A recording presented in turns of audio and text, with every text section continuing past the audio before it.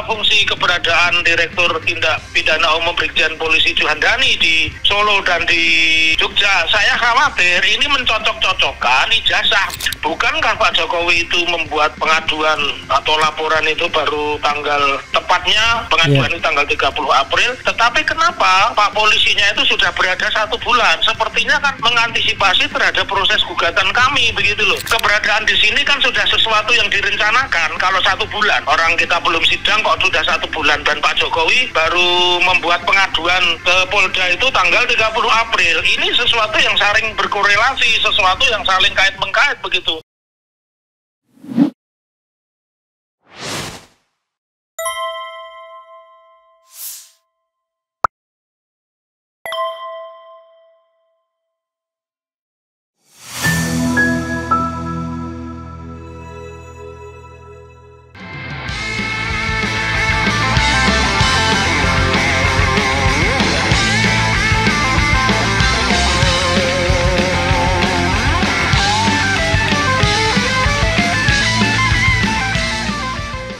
Assalamualaikum warahmatullahi wabarakatuh. Sobat RH sekalian, jumpa lagi kita di channel yang keren ini. Keren ya sahabat RH sekalian. Beberapa hari yang lalu itu diserahkan ijazah Jokowi ke Bareskrim Mabes Polri. Saya tidak tahu istilahnya apa kalau dalam perspektif hukum pidana. Kan harusnya bukan menyerahkan begitu, harusnya penggeledahan, penyitaan, atau bagaimana? Apakah itu sudah pro justisia atau tidak? Dan bagaimana nasib pengadilan gugatan perbuatan melawan hukum yang diajukan oleh Dr. Taufik? Karena ternyata ijazah yang dicari-cari untuk ditunjukkan itu sudah diserahkan ke Bareskrim Mabes Polri. So-called ya ijazah aslinya. Kita sudah terhubung dengan Dr. Taufik untuk membahas masalah ini. Setelah goes, saya kira beliau lebih sehat walafiat. Assalamualaikum warahmatullahi wabarakatuh. Waalaikumsalam warahmatullahi wabarakatuh. Pak Taufik. Ya lebih jernih ya. Ya, suaranya Bang Refli kok kecil ya? Suara Bang Refli kecil. Oh ya. Besar suaranya. Gimana? Oke.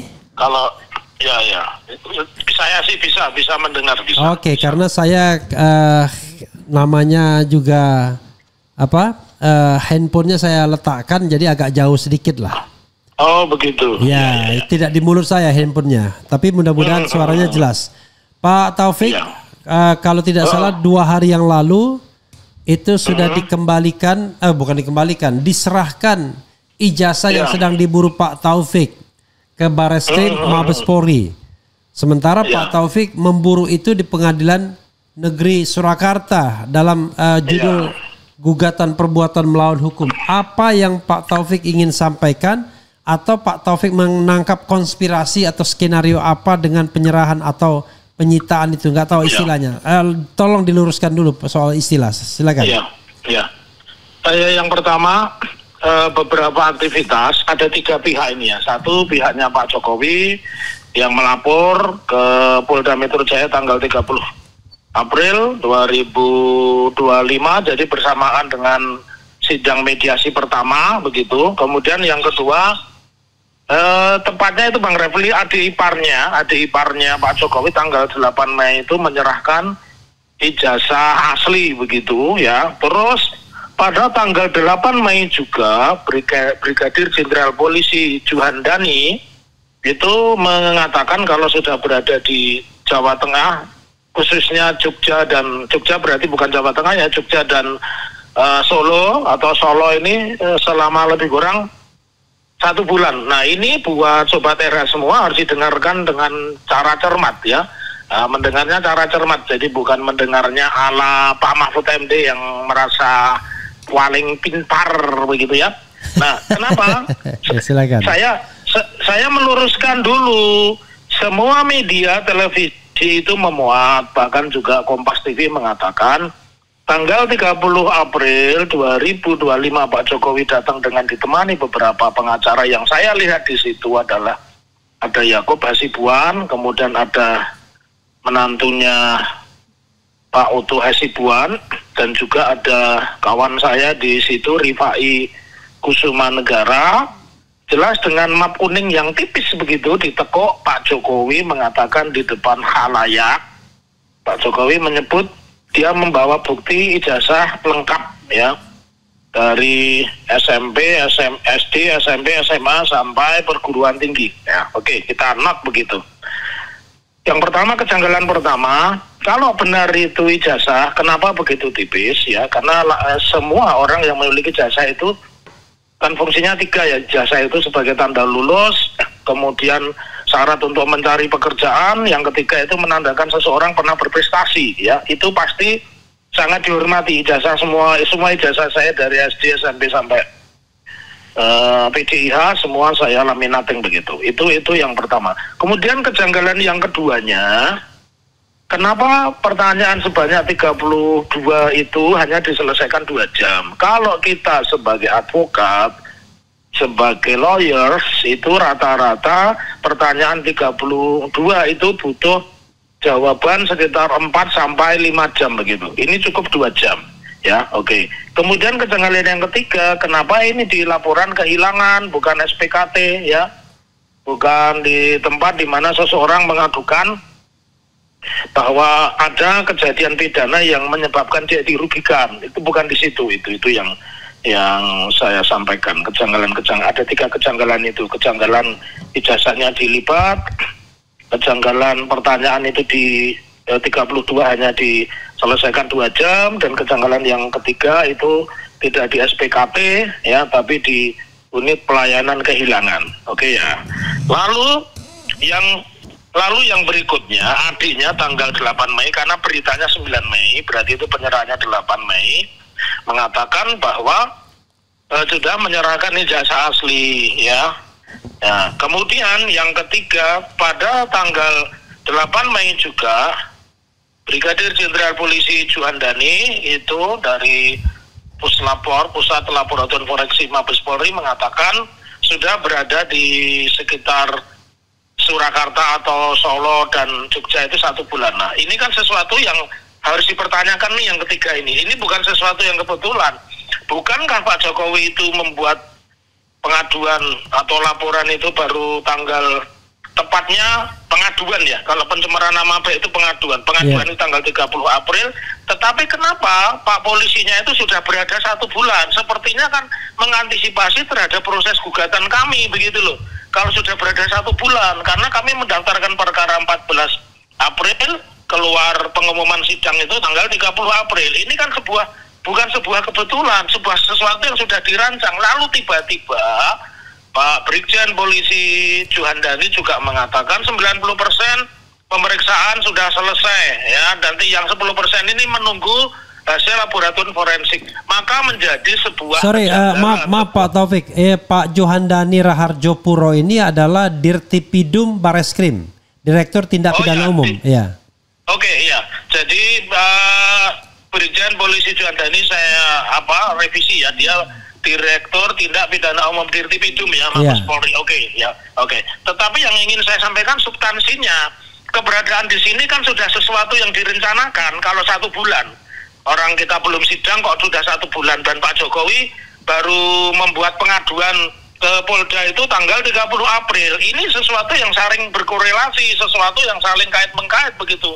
Apa fungsi keberadaan Direktur Tindak Pidana Umum Brigjen Polisi Juhandani di Solo dan di Jogja? Saya khawatir ini mencocok-cocokkan ijazah begitu. Ini kan sesuatu yang patut dipertanyakan. Lalu terkait dengan kami, bukankah gugatan kami itu gugatan onrechtmatig gedat bahasa Belandanya, atau kalau di dalam bahasa Indonesianya perbuatan melawan hukum, kejanggalan-kejanggalan kami, kemaskulan kami, dan mungkin bukan hanya kami, karena kasus ini sudah muncul lama, 2018, 2022, baik kepada Roy Suryo maupun kepada Gus Nur dan Bambang Tri.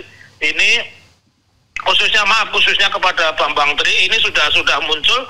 Lalu kenapa sejauh ini tidak pernah ada ditampilkan di proses persidangan ya? Nah, saya mencurigai, boleh dong saya mencurigai, karena kami sedang berseteru di pengadilan. Kenapa dari awal sidang pertama itu biar ini pada dengar semua ini, biar telinganya nggak congek ini ya, telinganya nggak congek khususnya pendukungnya Pak Jokowi, bahwa mereka di dalam press conference-nya dengan Kompas itu tegas mengatakan JB Irfan selaku kuasa hukum Pak Jokowi mengatakan menempuh cara mediasi ya. Tetapi di persidangan yang kedua, yaitu persidangan tanggal 30 April, kemudian persidangan tanggal 7 Mei, ketika kami menyodorkan draft kesimpulan dari perdamaian, di salah satu klausulnya kan berbunyi perdamaian hanya bisa tercapai apabila ijazah itu ditunjukkan di depan persidangan. Nah, pada saat itu kalimatnya jelas mengatakan bahwa ijazah itu bukan tanda satu-satunya bukti lulus dan keberatan ketika untuk menunjukkan. Lalu kan menjadi aneh begitu kalau kemudian itu tanggal 7 Mei, kalau kemudian itu tanggal 8 Mei-nya menyerahkan. Nah, ini kan membuat sebuah kesimpulan atau ada indikasi ini sebuah upaya bagaimana mematahkan persoalan perdatanya di Pengadilan Surakarta, kemudian memindahkan semua perkara segala macamnya kepada Polda Metro Jaya. Ini kan satu upaya yang tidak fair begitu. Mestinya kalau sama-sama menghormati hukum ya, kepolisian juga menunggu dulu penyelesaian perkaranya sesuai dengan peraturan Mahkamah Agung nomor 1 tahun 56 ya, khususnya pasal 2 ayat 1 di situ disebutkan apabila ada riksa pidana yang berhubungan dengan pembuktian perdata, maka riksa pidananya dihentikan menunggu putusan perdata dulu. Nah, saya menengarai ya bahwa ini ada upaya-upaya yang dalam tanda petik itu tidak fair begitu. Kenapa kita masih bersengketa? Tiba-tiba ijazah itu yang dipertanyakan dan dijawab oleh kuasa hukum mereka, Pak JB Irfan, bahwa tegas mengatakan keberatan karena ijazah bukan satu-satunya bukti seseorang pernah bersekolah. Nah, tiba-tiba ijazah itu dibawa ke Polda Metro oleh adik iparnya, sementara Pak Jokowi mengkonfirmasi tegas tanggal 30 April dia sudah bawa. Nah, ini kan kebohongan yang bertubi-tubi, maka menjadi sebuah keanehan bagi kami. Ini sudah sesuatu yang sudah disetting begitu menurut saya, karena Direktur Tindak Pidana Umum Mabes Polri Brigjen Polisi Juhandani, yang biar Sobat Era tahu itu teman seangkatan Pak Kapolri angkatan 91, itu mengatakan sudah berada di Surakarta dan Jogja, di dua provinsi Jawa Tengah dan Jogja itu selama 1 bulan. Nah, ini kan makin mengkonfirmasi jangan-jangan semua dialektika itu berurusan juga dengan kehadiran Mabes Polri yang di Solo tidak mungkin menunjukkan ijazah, dan itu satu penghinaan. Tapi di sisi lain malah mereka membawanya ke Polda. Itu sebuah keanehan. Dan kalau kita melihat rekam jejak Brigjen Polisi Juhandani itu tanggal 10 Februari 2025 dalam catatan saya pernah dilaporkan oleh pengacara bernama Poltak Silitonga atas tuduhan ya. Tuduhannya adalah dugaan menggelapkan surat-surat berharga. Jadi surat-surat yang dilaporkan perkaranya nggak naik, tapi PP-nya tidak dikembalikan. Lalu menjawab pertanyaan yang paling bontot dari Bang Refli tadi mengatakan bagaimana tentang ijazah. Ijazah itu kalau itu dugaan praktek kejahatan ada 2 skenarionya ya. Satu, karena didapat dari penggeledahan, itu tentu muncul berita acara penggeledahan atau penyitaan. Kalau itu kemudian dilanjutkan dengan penetapan ketua pengadilan Surakarta misalnya. Tetapi ini kan tidak, ini kan malah dengan sukarela diserahkan, berarti harus ada berita acara penyerahan, bukan penyitaan, karena diserahkan, yang benar bahasanya berita acara penyerahan barang bukti berupa berapa lembar ijazah SD, SMP, SMA, dan perguruan tinggi. Jadi saya klarifikasi Pak Taufik, saya dengar Pak Yakub Hasibun mengatakan yang diserahkan itu cuma ijazah SMA dan S1-nya saja yang diminta. Oh begitu, ya. Oke lah. Berarti antara yang disampaikan Pak Jokowi di tanggal 30 April dengan adiknya berbeda. tetapi sama-sama menyerahkan. Itu punya dokumentasi semua itu, ya. Oke. Bisa dicek. Enggak gini. Yang saya tahu di bawah SD, SMP, SMA, kuliah S1. Tapi yang diminta cuma SMA sama S1 aja. Oke. Ya, cuma begini maksud saya itu Bang Refli, tanggal 30 kan sudah bawa Pak Jokowi itu di depan media yang terus kenapa tanggal 8 bawa lagi? Berarti jasanya banyak dong. Tanggal 9. Iya, oke, tanggal 9 berarti. Maka pertanyaan saya yang di bawah tanggal 30 itu apa? Apakah fotokopi yang bisa ditekuk? Terus yang tanggal 9 itu apakah yang asli? Itu pertanyaan saya, dan tadi yang saya bilang ini kan semacam dalam tanda petik memindahkan persidangan perdata yang harusnya juga sama-sama dihormati tetapi langsung dibawa ke pidana itu. Kemudian yang kedua, analisa yang lain kaitannya dengan pemindahan itu nyambung juga dengan pernyataan Pak Mahfud MD yang mengatakan itu sudah pasti gugatan itu ditolak begitu karena mestinya gugatannya itu kan prestasi, harus ada perjanjian. Nah, kami kan bukan lembaga partai politik, kami juga bukan lembaga KPU yang harus ada perjanjian seperti itu. Jadi kok nyambung begitu. Dari analisa-analisa ini dihubungkan dengan peristiwa-peristiwa, itu semuanya nyambung. Begitu pendapat saya, Bang Refli. Iya, sekarang berarti yang namanya gugatan perbuatan melawan hukum itu sudah sampai mana atau sudah mati sebelum berkembang? Gimana Pak Taufik? Kalau menurut saya belum ya, kemungkinan kan itu deadlock. Saya memperkirakan hari biasanya sidangnya Rabu, mereka minta penundaan itu diundur, diganti hari, digeser hari Kamis. Oke lah, hari Kamis ya.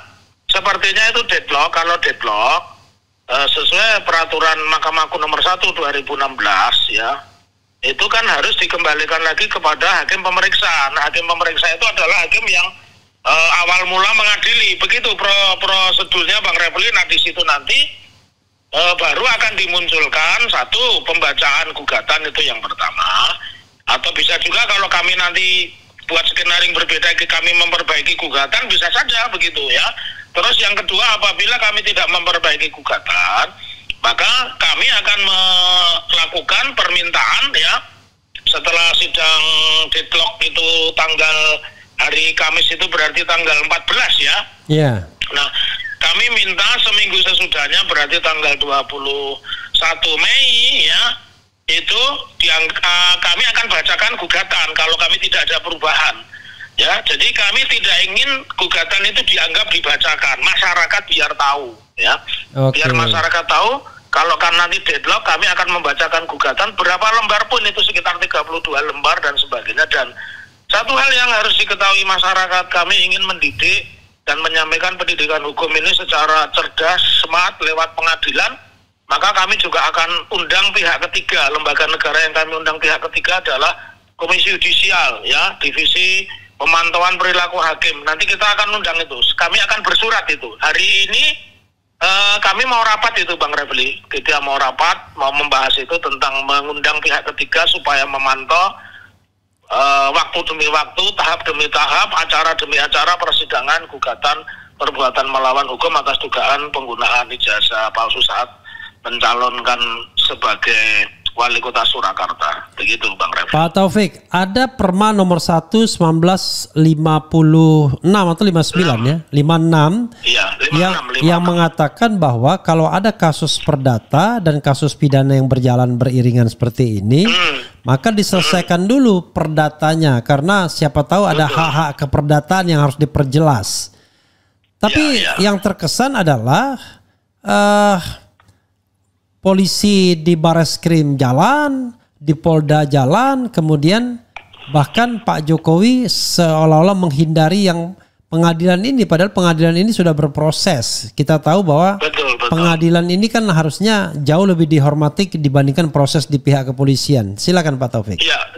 Iya, persis ya. Kalau kita mengatakan asas-asas di dalam hukum pidana, asas hukum pidana itu asas berlakunya kan mengenal yang disebut fiksi hukum ya. Fiksi hukum itu artinya ketika sebuah peraturan terlebih undang-undang itu diundangkan, maka semua orang dianggap tahu hukum. Nah, di dalam konteks ini tentu Pak Jokowi tahu ya, karena Pak Jokowi bukan orang sembarangan, pernah jadi wali kota, gubernur, dan presiden 10 tahun tahun atau 2 periode tentu dia paham itu. Nah, di dalam konteks ini, kalau saya tadi di dalam catatan saya tanggal 30 April, kemudian tanggal 8 Mei, ya, pernyataan Dirti Bidum, Mabespori Brigjen Polisi Juhandani, ini mengesankan bahwa Pak Jokowi itu makin mengkonfirmasi kalau beliau masih punya kendali kepada kepolisian, begitu, ya, masih punya kendali kepada kepolisian. Terbukti kepolisian yang nyata-nyata sidangnya baru tanggal 30, tapi ternyata sudah ada sebulan.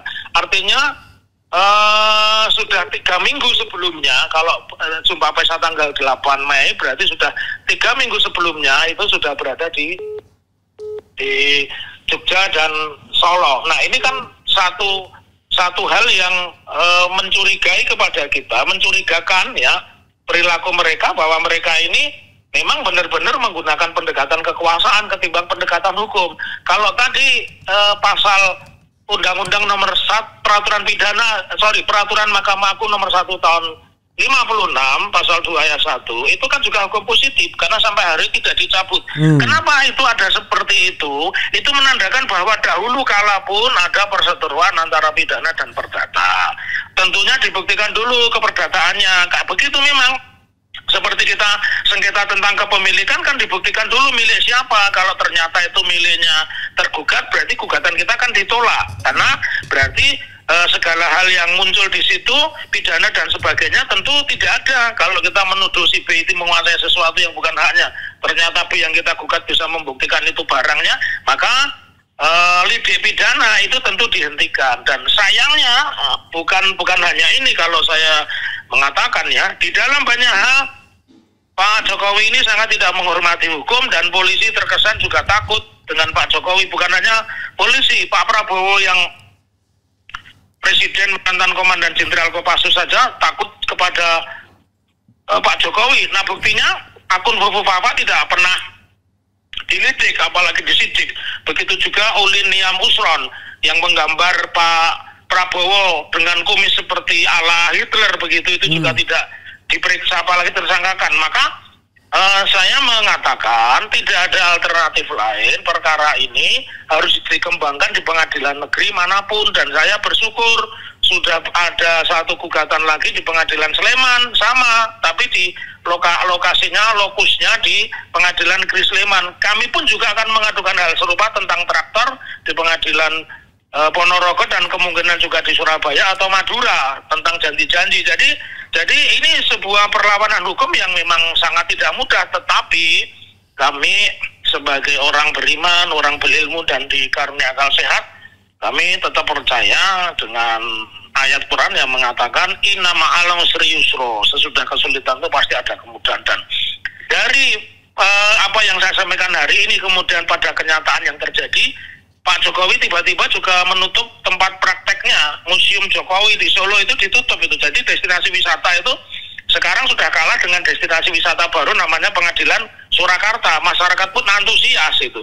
Jadi disitulah, meskipun sudah ada skenario untuk mengecilkan, terbukti Pak Jokowi tidak pernah datang, tetapi justru beberapa kali ke Jakarta, pernah menghadiri pemakaman Paus Paulus, ya, dan sebagainya, dan juga pernah menemui Paus Fransiskus. Paus Fransiskus, ya, itu Bang Refli, ya. Dan saya juga punya strategi, jangan salahkan kalau nanti kami tidak selalu hadir di dalam persidangan. Kami akan bahasa Jawanya ngangsu kawruh kepada Pak Jokowi, ya kan. Kalau dia tidak pernah datang, nanti masyarakat juga jangan mencari-cari saya. Saya juga akan seperti Pak Jokowi, tidak datang. Mungkin saya lagi nguji mahasiswa S2. Mungkin saya lagi bimbingan disertasi kepada mahasiswa saya. Saya kan dosen tetap yang punya kewajiban. Begitu, Bang Rafli. Jadi jangan kaget kalau di tiap persidangan belum tentu saya akan hadir, begitu. Ya. Ini ada pernyataan yang Anda sampaikan tadi, Taufik itu bodoh, pengacara kecil di daerah, itu konteksnya apa itu, Pak Taufik? Ya, jadi begini, Profesor Mahfud MD yang sangat pintar, tapi ternyata dia kalah sama Fufu Fafa. Nah, buktinya dia nyawa pres 2 kali, boro-boro dilantik, suaranya pun amat kecil kan begitu. Bahkan waktu debat di TV kan, jadi Prof Mahfud itu di dalam wawancaranya dengan Kompas TV mengatakan rencana saya mempidanakan dia itu melanggar melanggar kode etik pengadilan atau contempt of court ya, itu dia sikapi dengan mengatakan saya ini pengacara bodoh. Dia Taufik itu pengacara kecil, tidak terkenal. Dia pengacara bodoh, belum ada undang-undang tentang contempt of court ya. Tapi dia lupa bahwa pasal-pasal KUHP itu sudah mencantumkan, kendati tidak tegas mengatakan contempt of court. Dan sudah ada tahun 85 yang namanya Buyung Nasution itu dijatuhi sanksi hanya gara-gara merebut mic. Nah, kalau ini ada masukan baru dari seniornya Pak Mahfud MD ya, pengacara juga yang dari UII itu mengatakan Mahfud ini bisa dikenakan malahan pasal obstruction of justice. Dia mencoba mempengaruhi opini masyarakat, dia mencoba mempengaruhi pendapat hakim supaya gugatan ini ditolak. Saya lebih setuju itu. Jadi kalau Pak Mahfud menganggap saya bodoh, saya juga kaget kenapa Pak Mahfud hari ini tiba-tiba membuat tulisan bahwa Indonesia belum ada undang-undang contempt of court. Ini kan bagian dari sebuah pembelaannya Pak Mahfud, dan saya pun akan mengimbangi dengan membuat tulisan ya, sebagaimana juga hakim itu memiliki hak untuk menemukan hukum seperti Sarpen misalnya, gugatan pra-peradilan yang objeknya tertutup, tidak menyebut tentang tersangka, tiba-tiba ada hakim Sarpen yang berani menambah perasa baru, penetapan tersangka itu juga bagian dari objek pra-peradilan. Rasanya begitu. Jadi saya lebih tepat melapor. Sebenarnya saya rencananya nggak ingin membuat pelaporan atau pengaduan, tetapi ketika Pak Mahfud membuat tulisan dan Pak Mahfud mengatakan saya pengacara bodoh, pengacara kecil dan sebagainya, ya saya terima kasih ya Pak. Artinya Pak Mahfud termasuk bingung juga kenapa mesti membuat pembelaan kalau dia merasa tidak bersalah, begitu Bang Refli. Oke, kita kembali kepada kasus ijazah palsu ini ya, yang kelihatannya kelihatannya ujungnya adalah di Solo barangkali dinyatakan tidak dapat diterima, kemudian Bareskrim itu tidak ditindaklanjuti kan begitu? Karena dianggap tidak cukup bukti. Setelah dilaporkan ternyata laboratorium forensik mengatakan ini asli. Lalu yang tertinggal hanyalah yang namanya pencemaran nama baik, yaitu direndahkan serendah-rendahnya dan dihina sehina-hinanya. Terhadap skenario ini apa yang Pak Taufik pikirkan? Saya tidak bicara pendapat, yang difikirkan. Ya saya simpel aja. Saya pasal itu nampaknya tidak berlaku bagi kami ya, karena ijazah ini sudah muncul bukan hari ini. Jadi kalau saya ada pelaporan yang menyebut tentang ijazah palsu, siapapun itu tidak layak dilaporkan, apakah itu namanya Rismon Sianipar, apakah itu namanya Dr. Tifa, apakah itu namanya Roy Suryo ya dan sebagainya, atau itu namanya Rizal Fadila, itu juga tidak berlaku. Karena saya simpel aja, sampai hari ini tidak pernah ada pembuktian yang mengatakan, bahkan teman Jokowi sekalipun itu tidak pernah mengatakan bisa dibenarkan keterangannya tentang ijazah Pak Jokowi. Karena tempat yang paling kuat untuk membuktikan keberadaan ijazah sebagaimana kutip di dalam Kitab Undang-Undang Hukum Acara Pidana pasal 185 itu adalah apa yang saksi, ahli, atau terdakwa terangkan di depan sidang. Nah, kalau itu tidak ada, maka ini akan menjadi catatan sejarah buruk bahwa di Indonesia pernah ada seorang presiden yang diduga tidak memiliki ijazah dan sampai tidak pernah dibuktikan kemana ijazah itu berada. Tetapi semua orang yang menyoal itu dianggap melakukan pencemaran nama baik ya. Jadi soal itu menurut saya kami tidak risau ya, sangat gampang kami menangkisnya ya, karena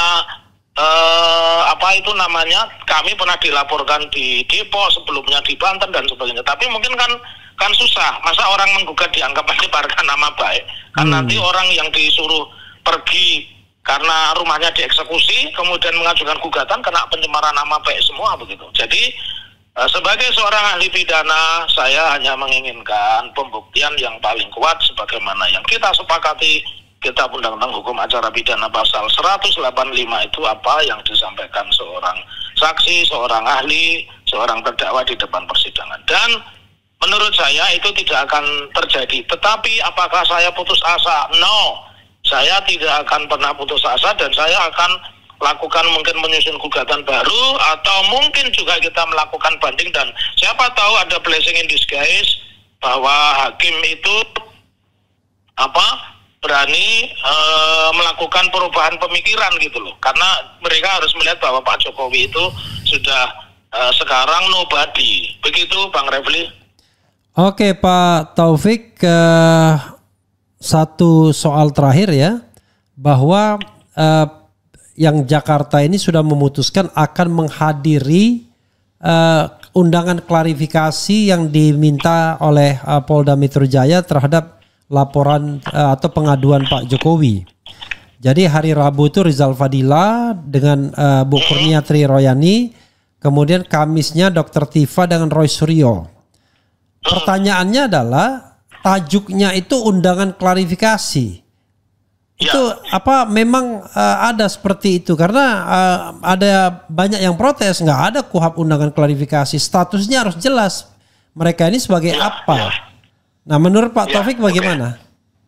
Ya, memang begini, undangan klarifikasi itu adanya di Perkap nomor 6 tahun 2019 peraturan Kapolri ya, itu internal mereka. Jadi kalau KUHP itu hanya mengatur penyelidikan, penyidikan. Oleh karenanya bobot hukumnya memang berbeda dengan penyidikan.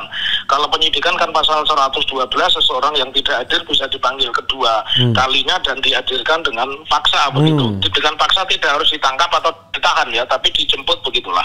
Nah, kalau menurut saya ini saya sebagai seorang pemerhati pidana ya, kalau agak keren dikit saya seorang ahli pidana, saya mengatakan silahkan datang di proses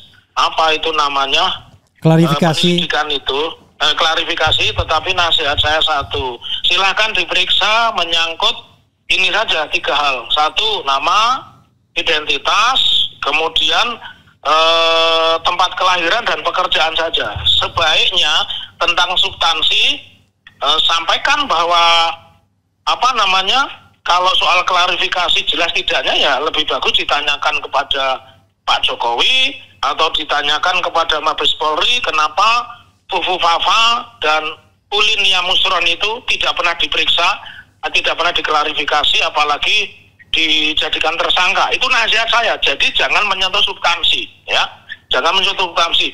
Dan ini sudah pernah dilakukan oleh orang-orang yang menurut saya sangat hebat, walaupun tidak mengerti hukum, tapi mereka pintar. Siapa? Sri Bintang Pamungkas. Ya. Ya, dia tidak mau menyebutkan substansi perkara. Ya, cuma berhenti pada nama, identitas, pekerjaan, keluarga, selesai. Begitu juga Ustadz Abu Bakar Ba'asyir. Ya, ketika beliau diperiksa kasus teroris, beliau tidak pernah menyebutkan dan sebagainya. Jadi menurut saya harus jadi pembelajaran masyarakat. Ya, harus diangkat. Fufu Fafa itu jangankan dijadikan tersangka, diperiksa pun kagak. Begitu juga Ulin Yamusron itu ya tidak pernah diapa-apakan, karena tadi saya sebagai ahli pidana mengatakan hukum pidana itu menganut 2 asas penting. Asas yang pertama legalitas, tiada pidana tanpa kesalahan berdasarkan aturan. Kalau Ulin dan Fufu Fafa tidak bersalah, maka semua orang undang-undang ITE dianggap tidak bersalah. Kemudian yang kedua asas teritori. KUHP itu berlaku di seluruh wilayah Indonesia. Nah, kalau itu masih di Indonesia ya sebaiknya itu semua orang yang dituduh melakukan pasal yang serupa juga diperiksa. Terkhusus sekali lagi saya ulang untuk undangan hari Rabu, ya berarti itu besok ya. Ya. Sebaiknya keterangannya hanya menyangkut identitas diri, pekerjaan sama keluarga. Kalau tentang substansi ya tanyakan saja kepada orang yang merasa sangat dihinakan, merasa sangat terhina begitu. Karena kata-kata ijazah palsu itu bukan hanya ada pada hari ini, sudah mulai 2018 dan masuk ke pengadilan 2022. Itu saja Bang Refli. Ya. Oke, closing statement. Oke, closing statement. Saya tetap mengulang, sepanjang Ulin Yamusron dan bahwa tidak pernah dilakukan tindakan kepolisian, apakah penyidikan apalagi penetapan tersangka, maka tidak seorang pun manusia Indonesia yang terkait dengan ijazah palsu, terkait dengan Pak Jokowi, terkait dengan Pak Prabowo tidak layak dijadikan tersangka. Apakah itu Adinda SSS mahasiswi ITB, apakah itu Rismon Sianipar, apakah itu Roy Suryo, apakah itu Dr. Tifa, ya, apakah itu Egy Sujana, dan apakah itu Tri Kurnia Rayani, atau itu adalah Insinyur Rizal Fadilah, mereka juga tidak layak diperiksa apalagi dijadikan tersangka. Salam akal waras, merdeka. Wassalamualaikum warahmatullahi wabarakatuh. Waalaikumsalam warahmatullahi wabarakatuh. Ya, saudara sekalian, itu dengan Dr. Taufik ya, yang melakukan gugatan perbuatan melawan hukum di Pengadilan Negeri Surakarta. Sampai sekarang ini sepertinya akan deadlock mediasinya karena Jokowi menghindar dan tidak mau memperlihatkan ijazah aslinya. Kan ini tidak punya goodwill, tidak punya niat baik sesungguhnya. Padahal kalau punya niat baik untuk menyelesaikan dan yakin punya ijazah aslinya, ya tunjukkan saja. Kenapa kemudian pengadilan tidak dihormati, bahkan menyerahkan dan menunjukkan ijazah itu kepada pihak kepolisian saja? Why? Yang dipilih polisi bukan pengadilan. Padahal pengadilan itu bisa menyelesaikan dan bisa memutuskan persoalan kalau seandainya memang punya ijazah aslinya. This is the question ya.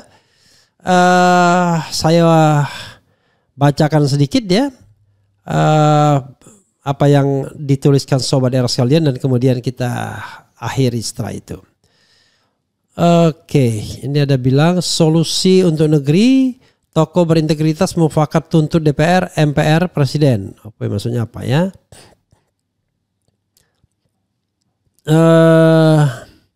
Semakin buat gaduh Jokowi, bagaimana negeri ini akan makmur? Jenderal-jenderal di Kopassus dan Polri yang seharusnya lebih memiliki nasionalisme tinggi dibanding rakyat biasa malah rakus tamak, rela mengorbankan rakyat untuk nafsunya. Bung RH, tolong tegaskan siapa berhak menentukan kepalsuan ijazah seseorang? Polri, lembaga pendidikan, pengadilan? Ya pengadilan dong. Jadi sebenarnya Polri itu ya melakukan proses penyelidikan dan penyidikan. Nanti kalau sudah lengkap diserahkan pada jaksa untuk melakukan penuntutan, kan begitu. Nanti hakim akan memutuskan. Nah, yang diputuskan hakim itulah sebuah kebenaran. Dianggap sebuah kebenaran karena prosedurnya seperti itu. Perkara kemudian putusannya tidak adil itu soal lain.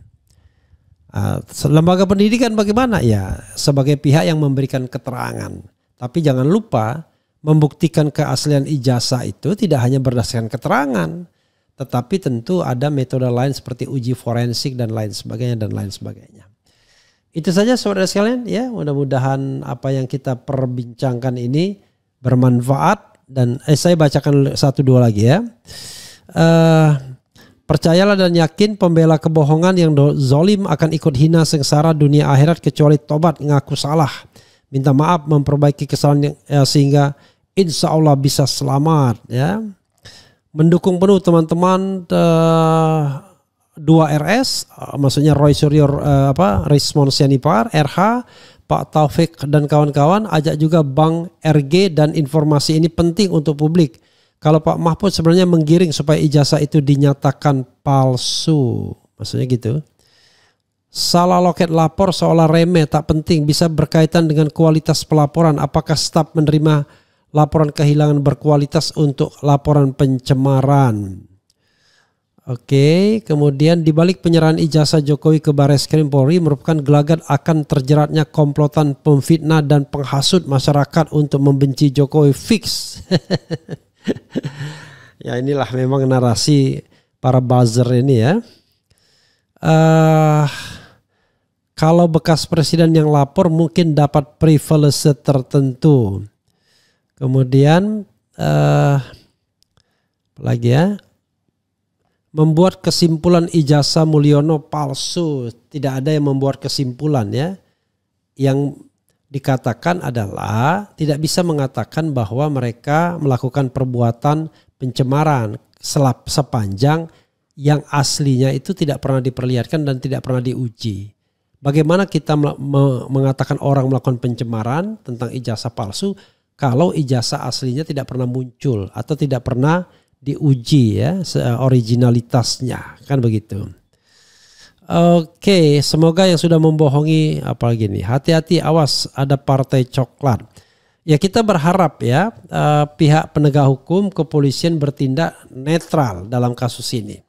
Karena yang kita cari adalah kebenaran. Nah, kebenaran itu bisa milik siapa aja. Bisa milik Pak Jokowi, kemudian terbukti ijazahnya asli. Bisa milik orang yang mengatakan sebaliknya seperti Dr. Rismond, Dr. Rosuryo, Dr. Tifa, dan teman-teman lainnya atau aktivis lainnya. Begitu saja saudara sekalian ya.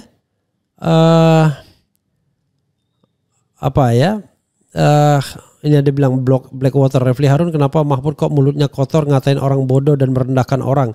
Dia hanya mampu emosi tapi argumennya kosong, malu-maluin, mirip Silv. Oke. Ya sudahlah ya. Saya kira saya juga tidak berpretensi lebih pandai ya.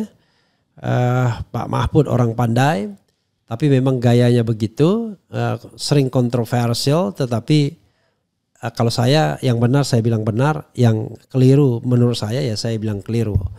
Nah, dalam konteks ini ya memang ada benarnya juga Pak Taufik ketika Mahfud MD kemudian seolah-olah menggiring quote unquote ya agar Pengadilan Negeri Surakarta menyatakan putusannya NO atau tidak dapat diterima, dan sepertinya akan mengarah ke sana.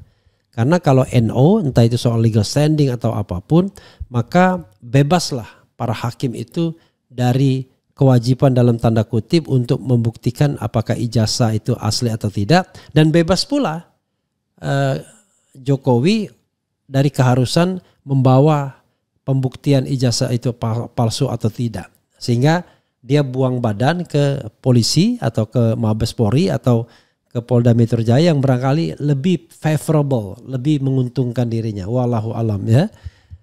Tetap menghargai azas praduga tak bersalah. Kita akan terus ikuti di mana akhir dari perjalanan atau permainan ini. Wassalamualaikum warahmatullahi wabarakatuh. Keren, cadas. Ciao.